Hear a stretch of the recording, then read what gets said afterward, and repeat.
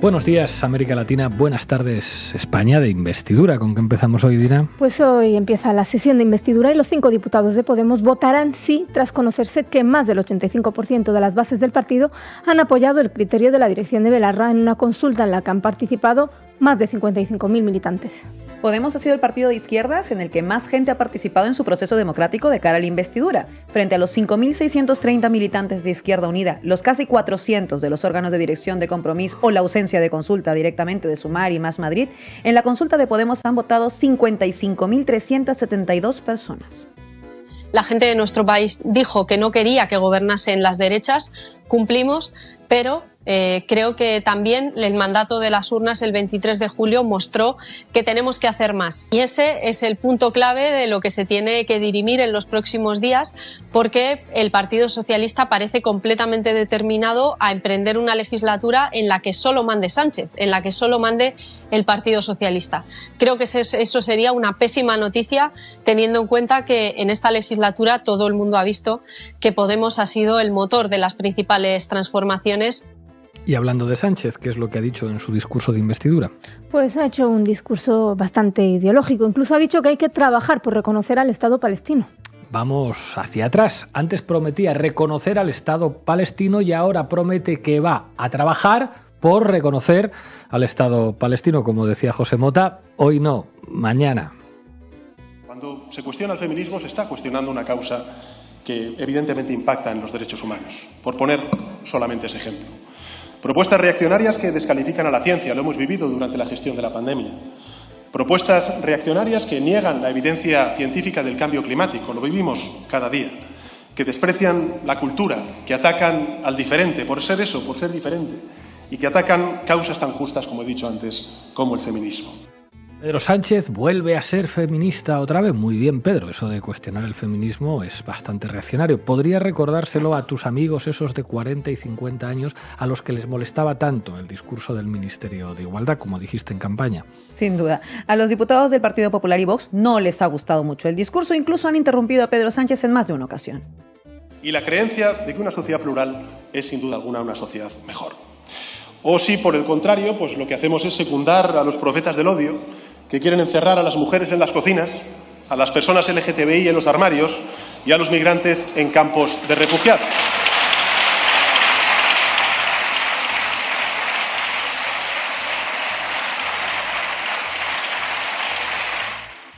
Sánchez también ha anunciado que el transporte público será gratuito para menores y parados, ayudas a hipotecados y contra la inflación. Incluso ha dicho que subirá los impuestos a los ricos.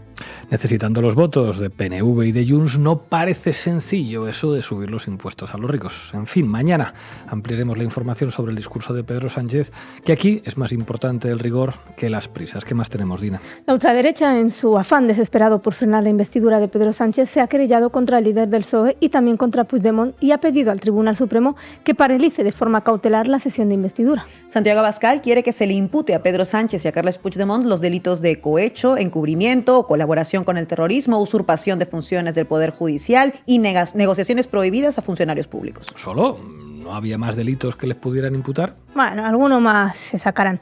Lo que sí hay son más querellados. La ultraderecha no solo se ha querellado contra Sánchez y Puigdemont, también lo ha hecho con sus respectivos partidos, el Partido Socialista y Junts. Un periodo trágico de la historia de España, si no lo evitamos. Mañana un presidente en funciones, absolutamente ávido de poder, sin ningún tipo de escrúpulos, se dispone a pisotear el Estado de Derecho, a acabar con la igualdad de los españoles ante la ley, a pisotear la independencia judicial y a traer un cambio de régimen por la puerta de atrás, porque la ley de amnistía no es que sea inconstitucional, es que va directamente contra la Constitución porque supone un proceso constituyente. Pues Dios te oiga, Abascal, y la amnistía nos traiga efectivamente un cambio de régimen y la República. De momento, quien lo ha oído es el Supremo, que esta misma mañana, horas antes de empezar el Pleno, ha rechazado suspender la sesión de investidura. A ver qué dice el Grupo Parlamentario Judicial sobre la querella. En fin, ¿qué más tenemos? Pues más de lo mismo, las togas se han puesto de moda. El juez decano de Sevilla, Francisco Guerrero, ha convocado en la puerta de la Audiencia de Sevilla una concentración en contra de la investidura a abogados, procuradores, jueces, magistrados, fiscales y secretarios judiciales. Procuradores, jueces, fiscales y secretarios judiciales contra el Laufare. Muy bien, camaradas. Llega la revolución de las togas. No te rías, que es peor. El lunes, el juez decano de Sevilla firmó una circular animando a los operadores judiciales a manifestarse contra el, cito literal, lawfare. Los jueces sin ideología convocan manifas contra partidos políticos. El Estado democrático de derecho se basa en una serie de principios, cuales son que la independencia judicial es fundamental, porque los jueces están solamente sometidos al imperio de la ley y los ciudadanos deben entender que la garantía de sus derechos y libertades está protegida por los jueces. Cosa vuol dire avere 1,5 metri di statura, cantaba un cantautor italiano en una canción sobre un juez, Fabrizio De André. Se llamaba: en un Estado de Derecho, los jueces están sometidos al imperio de la ley. Efectivamente, y las leyes las redactan los legisladores, que son elegidos mediante el voto popular de la ciudadanía en las urnas. Respetar la separación de poderes es respetar la democracia, señor juez decano. El poder legislativo legisla, el poder ejecutivo gobierna y el poder judicial acata las leyes que los legisladores que representan al pueblo hacen. Si quieren ustedes legislar, pues monten un partido y preséntense a las elecciones, señoría, que bastante poder tienen ya pudiendo interpretar y aplicar las leyes y el derecho. En la concentración de los fachas con toga estuvo también Rodríguez de la Borbolla, ilustre miembro del PSOE Caoba y expresidente de la Junta de Andalucía. Los hechos son tremebundos, los hechos son apabullantes, los hechos son que ha prometido. O sea, había dicho que nunca iba a haber amnistía y ahí está la ley de amnistía. Había dicho que le quitaba el sueño acostarse con Podemos y se acostó con Podemos. Cantaban los reincidentes: Borbolla, Borbolla, eres un... Terminen ustedes la frase. Juntos, pero en habitaciones separadas, que somos de izquierdas. Pero la poligamia todavía no la hemos teorizado. En fin, ¿qué más tenemos? Anoche hubo otra jornada más de protestas de la ultraderecha frente a la sede del PSOE en contra de la investidura. Aunque anoche eran solo unos cuantos, no llegaban ni a 1000 personas, sacaron unas muñecas hinchables al grito: estas son las ministras del PSOE.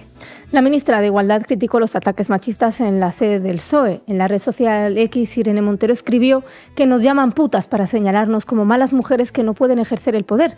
Es violencia para disciplinarnos. Pero España ya ha cambiado y lo que no tolera es el machismo. Nos tenemos miedo. La ultraderecha anoche, además de llamar putas a las ministras del PSOE y lanzar gritos racistas y homófobos, también tiraron objetos a la policía. Imagino que en respuesta habría cargas policiales y balas de goma de los antidisturbios para defenderse de los objetos que les arrojaron, ¿verdad? Mejor que lo veas, Pablo.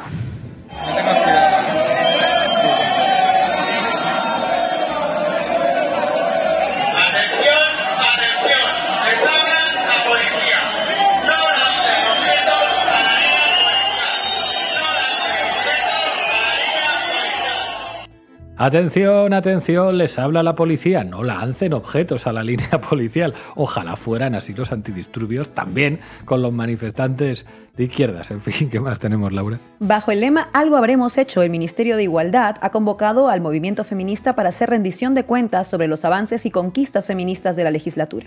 El encuentro ha sido también una despedida del equipo de Irene Montero del Ministerio tras la confirmación del veto de Yolanda Díaz a Podemos y que Igualdad recaerá en manos del Partido Socialista. Una despedida y lo volveremos a hacer juntas. Que queda mucho por hacer. Ese es, junto a la rendición de cuentas de lo que hemos hecho, para nosotras es importante que sepáis que somos conscientes de que queda mucho por hacer, que precisamente por todo lo que se ha hecho somos más conscientes que nadie de lo mucho que queda por hacer, pero también sabemos que podemos hacerlo a pesar de las feroces resistencias. El feminismo es lo mejor que tiene este país y podéis contar con nosotras para todo lo que venga. Muchas gracias. La delegada del Gobierno para la Violencia de Género tuvo un recordatorio para el PSOE por la ley del solo sí es sí. Yo lamento mucho, creo que todas lamentamos que el Grupo Parlamentario Socialista no aguantara ni 6 meses la presión, cuando en 2004 hay que reconocerle que aguantó años la presión mediática, judicial y en ese caso también de la Iglesia, y pactara con el PP la contrarreforma de esta parte penal. Pero la ley integral sigue ahí. con derechos económicos, sociales, con derecho a la asistencia, a la reparación, a los centros de crisis 24 horas para víctimas de violencia sexual. La secretaria de Estado de Igualdad explicó que el Ministerio de Igualdad ha querido hacerle una pregunta a España durante esta legislatura. ¿Qué le puede ofrecer el feminismo a España? ¿España sería un país mejor si fuera más feminista? Lo que este ministerio le ha querido decir al país la respuesta es rotundamente sí. Cuanto más feminista sea España, mejor vamos a vivir todos y todas. Y esto es lo que creemos que hemos demostrado y esto es lo que creemos que hemos hecho. Bueno, ¿qué tenemos internacional? Como sabéis, el lawfare no existe, ¿no? Como diría nuestro amigo el juez decano de Sevilla, el lawfare no existe. Nosotros somos fachas, pero cuando nos ponemos los calzoncillos y la toga, se nos borra la ideología. Bueno, pues como el lawfare no existe, resulta que varios días después de dimitir el primer ministro portugués, António Costa, la Fiscalía de Portugal ha reconocido que se equivocó de António Costa en su investigación. ¿Cómo? Que acusaron al primer ministro, este dimitió, se han convocado elecciones anticipadas en Portugal, pero ahora resulta que no está investigado el primer ministro que dimitió, sino otro señor. Ya sabes, Pablo, que el lawfare no existe. Resulta que la Fiscalía se confundió en la transcripción de una grabación que habla del ministro de Economía, que se llama también António Costa, y no del ya ex primer ministro. Pues por eso de las coincidencias de nombres y apellidos, cualquier día me atribuyen a mí las decenas de hijos de Julio Iglesias. Pues no son pocos los hijos de ese otro Iglesias. Lo que me faltaba ya, en fin, ¿qué más tenemos? Israel ha vuelto a atacar el hospital Shifa, donde incluso se han tenido que abrir una fosa común para enterrar a los bebés desconectados de las incubadoras y a los pacientes que sin agua, sin luz y sin combustible han sido asesinados por el ejército ocupante israelí. Por su parte, Israel dice que seguirá atacando los hospitales porque asegura que debajo de sus instalaciones se encuentra la estructura defensiva de Hamás. Mientras tanto, Estados Unidos y la Unión Europea se dedican a hacer solamente declaraciones, mientras Israel sigue actuando con total impunidad. Justamente, el primer ministro alemán ha negado que Israel esté llevando a cabo un genocidio o crímenes de guerra en esa escalada por la barbarie en la que la socialdemocracia y los verdes de Alemania caminan desde hace demasiado tiempo. Ayer se reunieron los ministros de Asuntos Exteriores de la Unión Europea en Bruselas, seguramente hablaron de la paz para Palestina y se pusieron de acuerdo para denunciar a Netanyahu en la Corte Penal Internacional, ¿verdad? Voy a plantear a mis colegas en la reunión que Europa tiene que alzar la voz para pedir paz y tiene que alzar la voz para solicitar una protección total y completa de los civiles palestinos y el estricto respeto al derecho internacional humanitario. Europa tiene que alzar la voz. Está preocupado Netanyahu. En fin, casi 11.000 asesinados ya por parte de Israel y la Unión Europea sigue haciendo declaraciones que básicamente no significan nada. Vamos a conectar con nuestro corresponsal Alex Zapico, que está en el Líbano. ¿Qué novedades tenemos, compañero?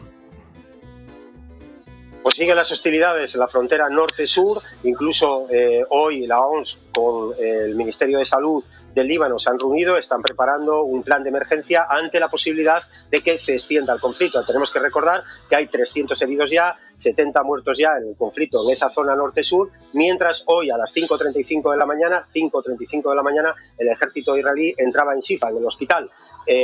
Incluso nos habían contado que la situación allí cada vez era mucho más complicada, que habían que poner una fosa en el centro del hospital para poder meter los cadáveres y que los militares estaban ya accediendo a diferentes sitios del hospital, los quirófanos, los bajos y registrando todo el hospital. La situación allí es dramática, donde apenas tienen 2 horas cuando tienen combustible para poder tener algunas de las instalaciones en funcionamiento.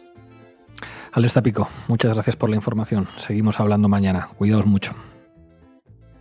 Muchas gracias a vosotros, a vosotras. Y terminamos, como siempre, con nuestro reportero más dicharachero, Willy Veleta, que hoy, como no podía ser de otra manera, ha estado haciendo de las suyas por el Congreso alrededor de la sesión de investidura. Adelante. Bueno, noticias básicas. Voy de camino a tomarme un pincho de tortilla, pero os he dejado este vídeo de lo que ha ocurrido antes, justo de las 12. Así que nada, la tortilla, ya saben, poco hecha y con cebolla. Pisa, te querías perder tú el golpe de Estado, vamos. A punto. No. Hemos derrotado temporalmente a las fuerzas reaccionarias, temporalmente. Ahora hay que conseguir que ese impulso de autodefensa de los pueblos del Estado, de sus mujeres y de sus hombres se convierta en otra cosa, hay que pasar a la ofensiva. Pero no solo aquí adentro, en la calle. El domingo es Sergio Tomás. Domingo Sergio Tomás, todos con Sergio Tomás. Aquí hay que cerrar filas, lo de Milei, impresentable. Gente de Vox aplaudiendo a la gente que grita por ellos. Aquí vemos al diputado de Vox. Y pues ya lo ven. A por ellos, no sé qué significa exactamente, a por ellos. Qué buen rollito, ¿no? ¡Viva! ¡Viva Franco! ¡Viva Franco! La fiesta de la democracia. Qué ambiente, ¿no? Qué ambientazo, ¿no? Sí, tremendo. Está bien. No creo que es la demostración de que hay fuerzas políticas, especialmente la ultraderecha, pero también esa derecha cada vez más ultra, más radicalizada, que no aceptan principios democráticos básicos y que no aceptan sobre todo que no estén ellos en el poder. Martina, menos mal que no eres conocida, ¿eh? Solo en Granada, porque está muy... los ánimos... Están los ánimos... Bueno, aquí lo tenemos, ¿no? Así llevamos 2 semanas, tampoco... ¿Es tu primer golpe de Estado? El primero, y espero que el último. Y que no aceptan cuestiones elementales como que el Estado español es una realidad plurinacional. Hemos visto en la calle estos días lo que no queremos para nuestro país. Hostias. Joder, no me llega al brazo la concha de su madre. Ay, perdón. ¿Es tu primer golpe de Estado? Hola. Se reían los compañeros de Willy Veleta. En fin, es todo por hoy. Mañana más y ya veremos si mejor.